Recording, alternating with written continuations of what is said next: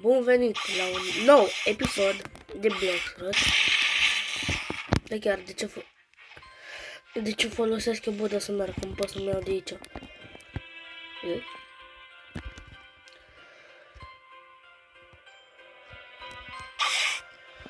Și azi o să vă arăt cum să faceți, stați, cum să faceți Rainbow Aura. Dacă unul dintre voi nu știți, o să vă arăt. Și un pic de grinding. O să revin prima dată la Floating Turtle, după aia aici. Revin în 3, 2, 1, BOOM! Mi se aici la chestiile de ce se bate așa? Look. Înainte vreau să văd dacă pot să... vreau să iau Yama. Progres. Progresul, stai, cât e progresul? Azi o să vă arăt cum să faceți Rainbow Aura sau hacking-ul. Uai, ce aproape era să intru în combat. Și prima dată o să cumpăr un fruct. Uitați ca să vedeți. Stai. Așa.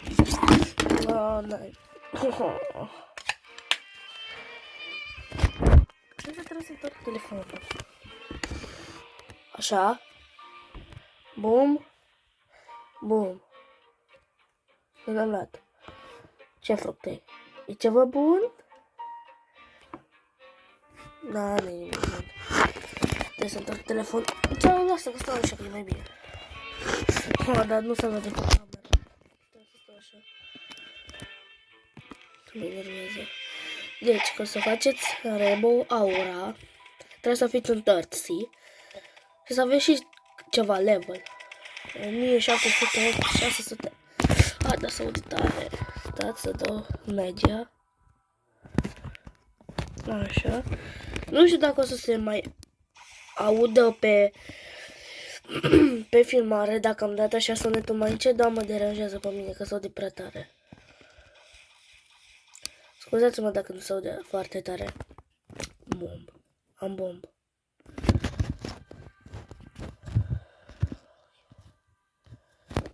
Am bomb. Bum. Cum a picat bombul ăla. Deci, trebuie să veniți aici. Folosesc Dragon Breath că vreau să fac Dragon Thailand. Veniți la Horned Man. Veniți aici. De exemplu, am făcut tot. Trebuie să-l omorâți pe bossul ăla, pe femeia aia boss. Empire, nu știu. Iară sunt omorât. Cum ar fi merez la Hydra Island, în mijloc, la ăsta. Asta e cu love, ce mă enervează. Mergi la Hydra Island în mijloc cu...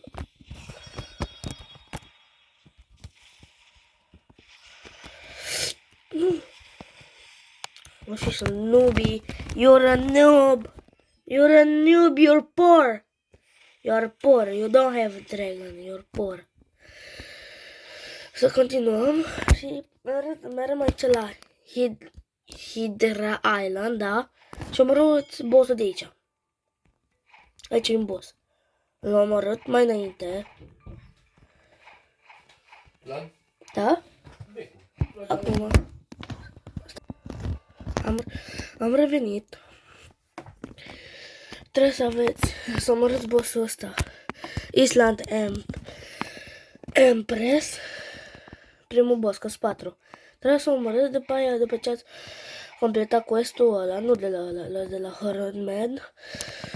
Vă dă câteva fragmente, după aia iară trebuie să vă duceți la el.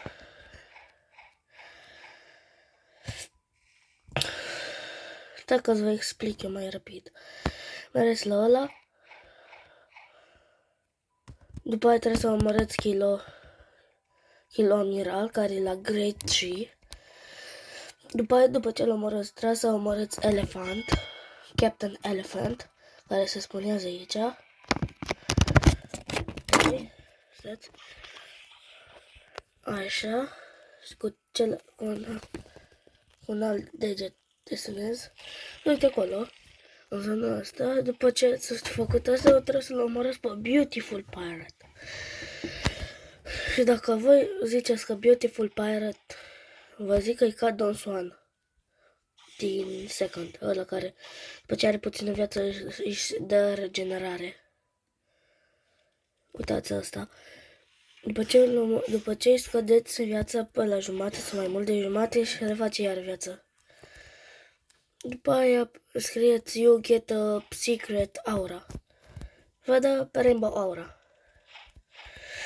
Și cu tot asta, piratul, cu tot cu asta, vă poate da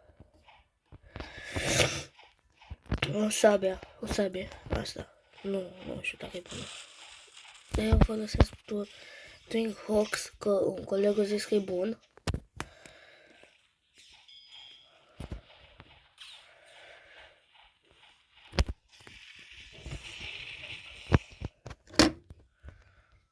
Twin Hawks. Să se spune zoom aici. Da! Așa e meu. Ectoplasmă?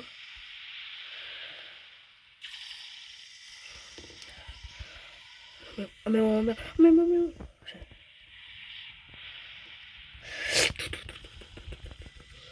Așa a meu.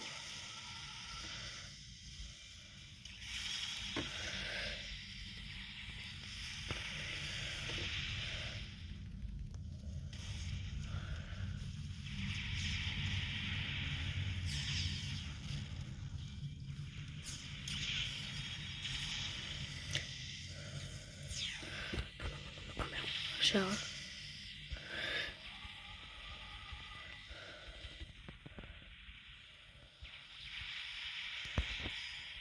Trebuie să folosesc aura să-i văd unde sunt.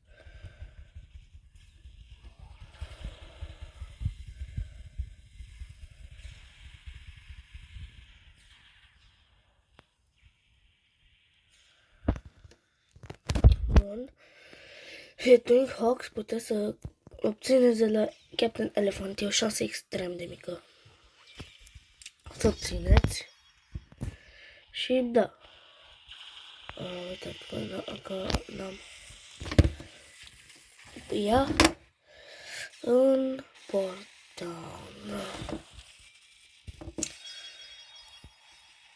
Portown e Diablo.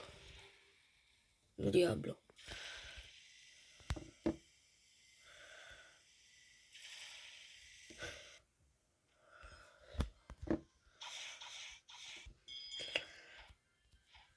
Știu că nu s-a activat. Să mă teleportez acolo.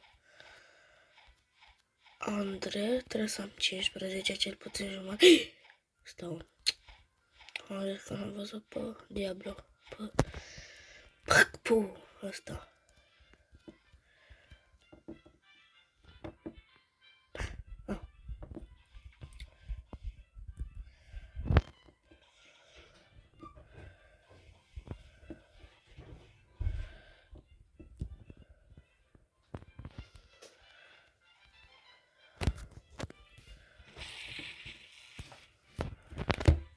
Ia unde mă teleportez?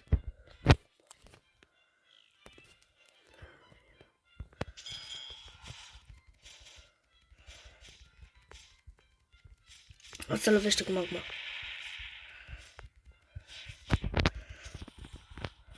Pot să fac multe comburi dacă am 300 mastery. Așa cum am aruncat. Easy win.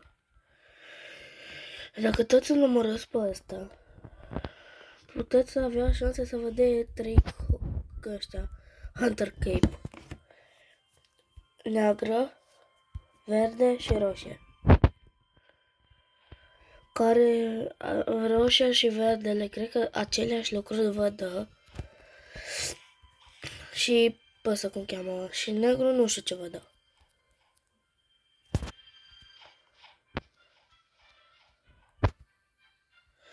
Și dacă aveți lie să nu folosiți niciodată că nu-i bună. Twin Hawks. 50.000 bănuți. Și poate când vă uitați și când, acum când am zis 50.000 de bănuți, veți, cum adică 50.000? Uitați. You only have this game pass.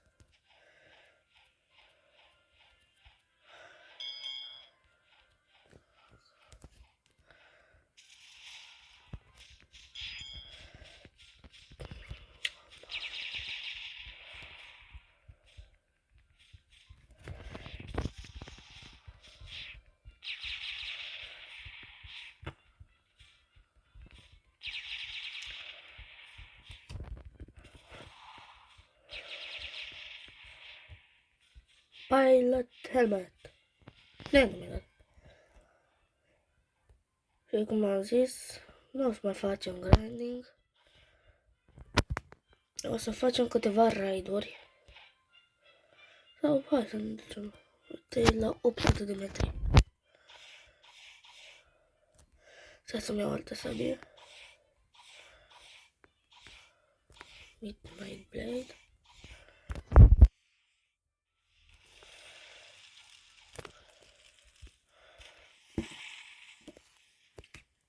E bine Diablo. Nu, e mort Diablo. Am văzut la unele dintre comentarii la shorts-uri că unul dintre voi a scris: mă poți ajuta că Bloxerton nu mai mă lasă să mă joc, ceva de genul ăsta. Nu știu, dacă îmi spui în ultimul meu shorts ce ai făcut, poate te ajută. Nu, poate te ajut. Și îți explic ce ai făcut greșit.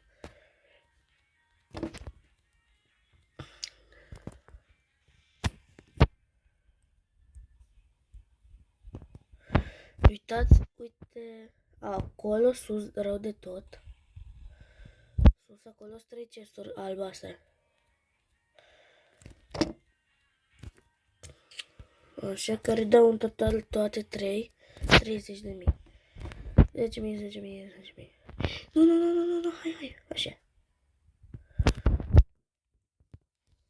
Sau dacă veniți aici, vă puneți autoclickerul cu, eu vă sugerez să aveți Twin Hawks și să aveți PvP Disable, că puteți să stați AFK.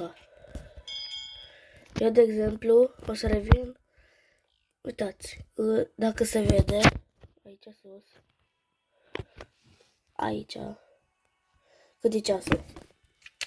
Revin peste 30 de minute, cu Buddha, nu, fără quest, și aici la vampiri.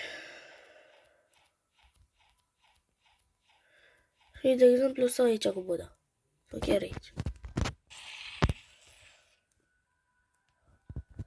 Din Hawks.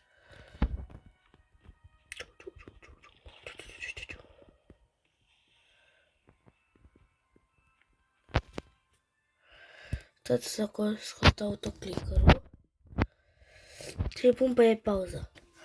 Bun, am revenit.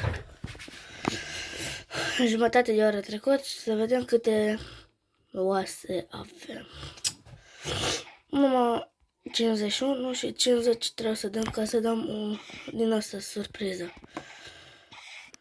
Mă pornesc la drum. Țineți mâinile acasă, drum. Să, you learn some money.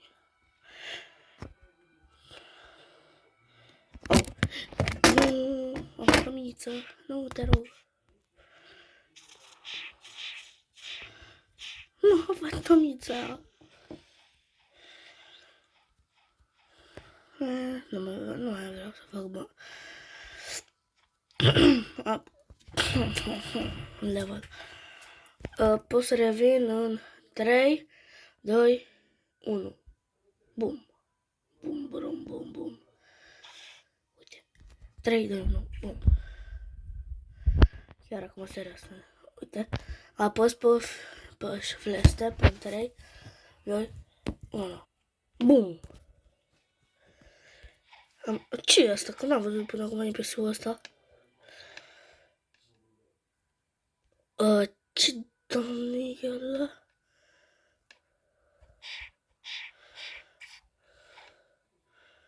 Ce e asta? Curse skeleton. Unde capul meu, ce e asta?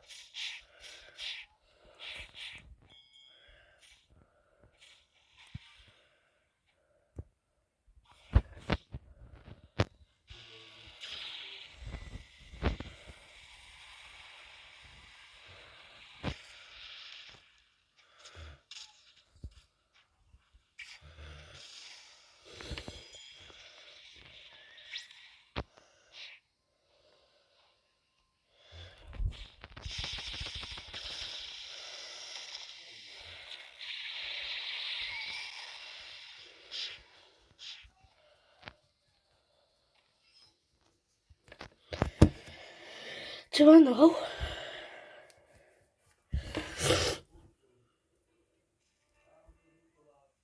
Ne.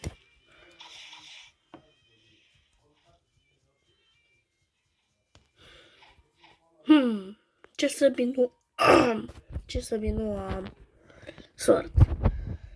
Doar că n-am. Cutlass am.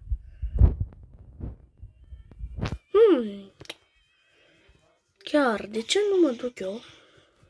Învărți și cum toate săbile care le găsesc. De ce nu fac eu asta oare? Că pornesc. Până să fie piedra.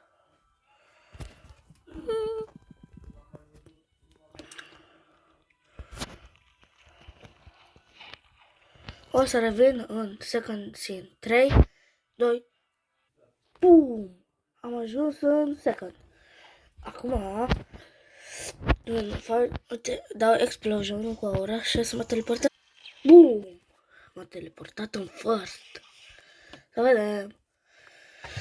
Katana. Am. Cutlass. Am.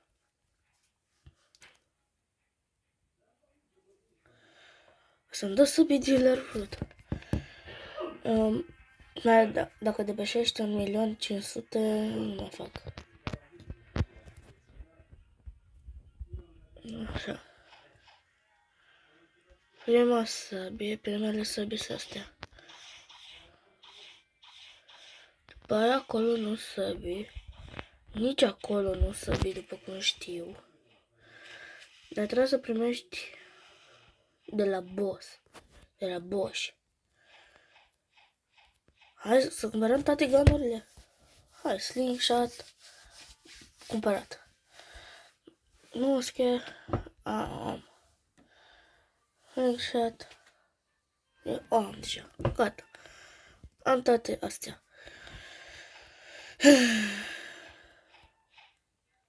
Următoarea insulă e aici. Jungle știu că nu cumpăr sabii.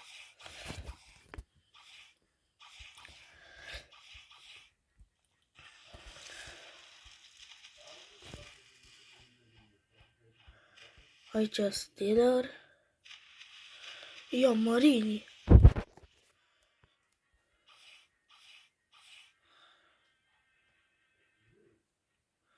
Buu, Marina, buu.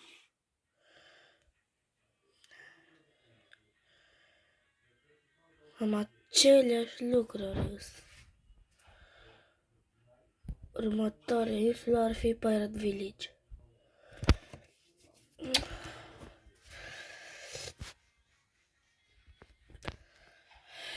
Faza e că nu știu unde e Pirate Village.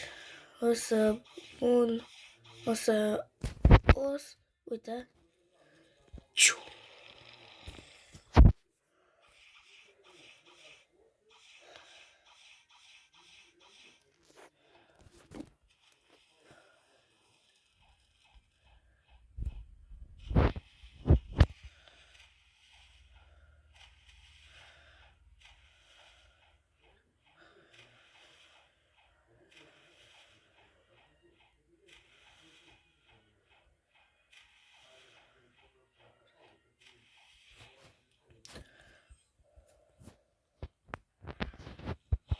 Bun, am ajuns aici la Snow Village.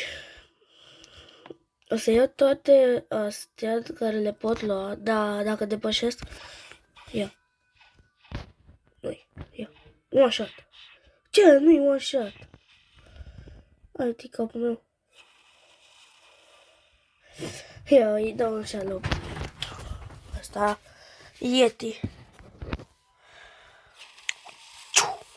Ce? 2 hituri trebuie să dau, lol. O să fac după asta, meserii pe ele, următoarea sabie care o pot cumpăra ar fi în Skyland. Stați să mă gândesc un pic, pun pauză și o să revin la insula în care o să cumpăr următoarea sabie. M-am gândit la următoarea insulă și o să fie Skyland. Și să dai partea 1. Că suntem în farsi. O să cumpăr toate sabele de aici, nu care cumpărat, nu care le primești de la boss sau nu știu ce. Cumpărat. De exemplu, care o am? Care de la Swords, asta am cumpărat-o. Cumpărat. Cumpărat.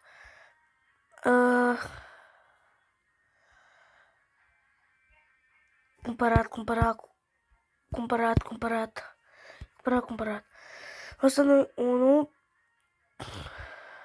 2, 3, 4, 5, 6, 7.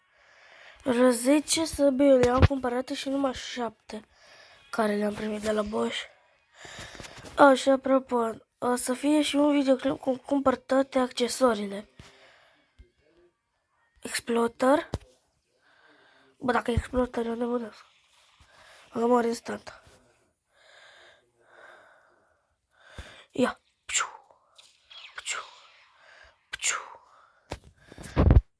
Bum. Yeah. Bum.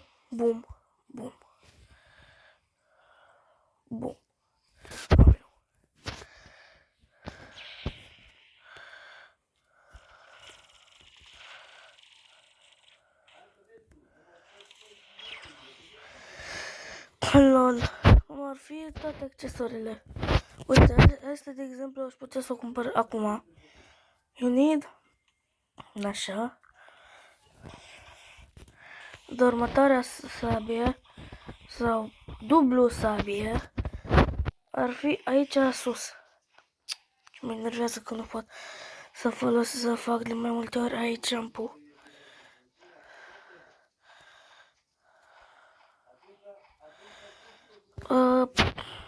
Durează mult. Cam pe la 30 de minute o să închei videoclipul, că e mult deja. Uite la Master of ăsta. Ăsta.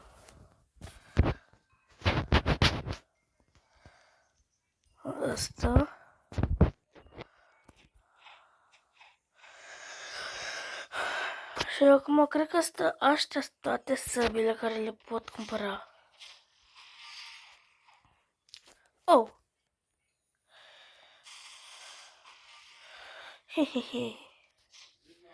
Cred că pot să revin. O să fac mestri pe toate săbile astea acum. În zona asta și revin cu ăsta. Blade-ul când are 100 mestri. M-am răzgândit, mă duc direct în apps. Aici sus de tot. Că greu fac aici masteriu. Și cum am mai zis, asta e doar partea 1, o să fac și accesorii. Cum iau toate accesoriile care le pot cumpăra, nu care le obțin. Cred că un videoclipul ăla, următorul o să fie cu...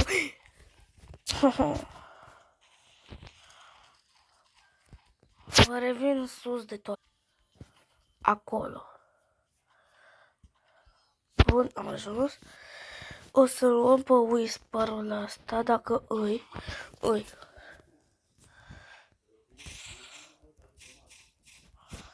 Da, să-mi iau stintocă. Bun. Ce puțin.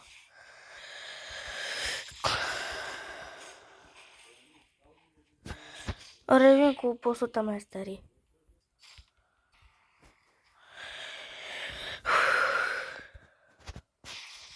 În sfârșit, ultima abilitate. Să vezi că e faină. Cum se face? Următoarea sabie, wall, ar fi asta. Revin cu... Hai mă, că numai 50 metri pe asta. Cam câteva secunde a durat, un minut. Uitați, la prima abilitate, a doua, bun, următoarea ar fi pipe, care nu cred că e AOE.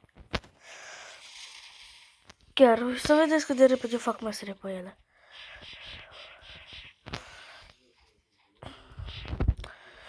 Acum nu pe toate 100 fac, adică până dau în loc la amândouă abilitățile. Unde-s? Uite unul aici. Ioi. Cam la vreo 30 minute se oprește videoul. Uitați.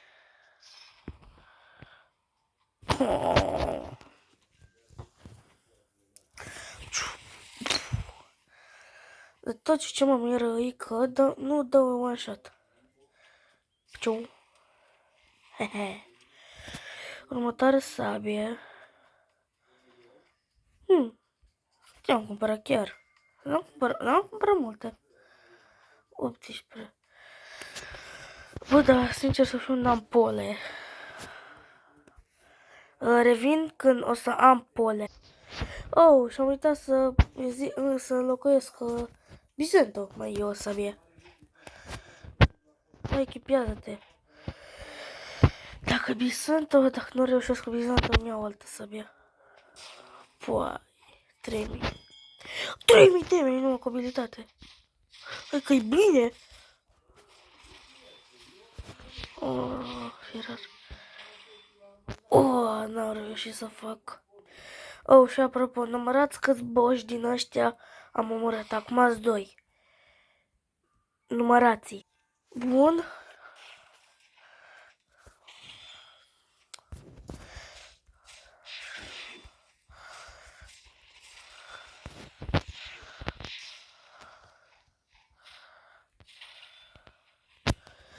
Bun. 3.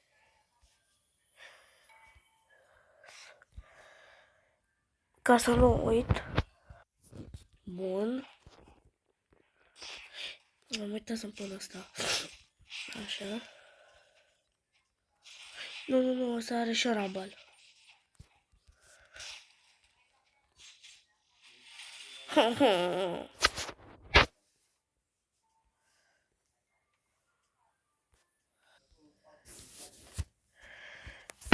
Posul nu e aici.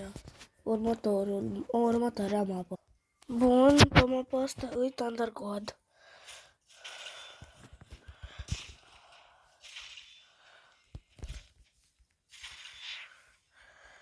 Nu. Nici acum n-am primit pole. Am încercat de 10 minute să iau pole, dar dacă mă observați sunt pe un alt cont, ăsta îl dau giveaway. Că 300 level, fructe.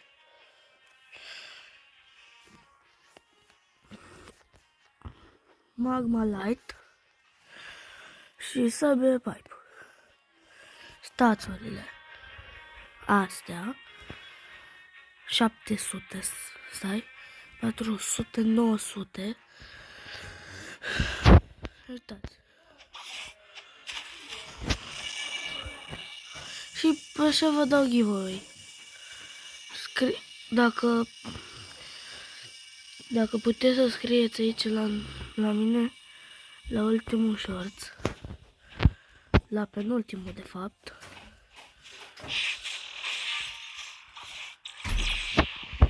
cum să la penultimul shorts numele vostru de pe Roblox și o să vi-l dau un giveaway. Nu e mare lucru, dar totuși ceva. 300 levele, Nu foarte ușor să fac. Stați că intru acum pe contul meu de YouTube. O să-mi schimb și poza de profil.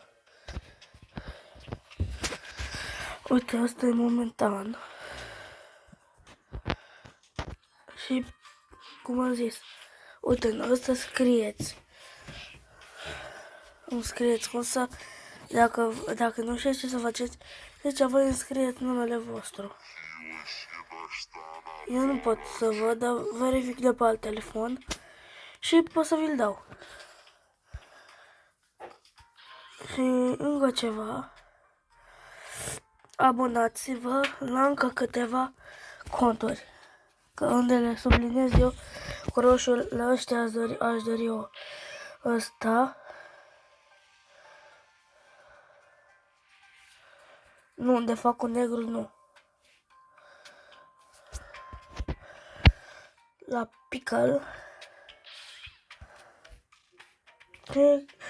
Nu. Numai la Too Slow. Să vă abonați. Și cam asta a fost videoclipul ăsta de azi. Sper că v-a plăcut. Și nu uitați că dau contul ăsta ca giveaway. Ne vedem data viitoare. Pa, pa!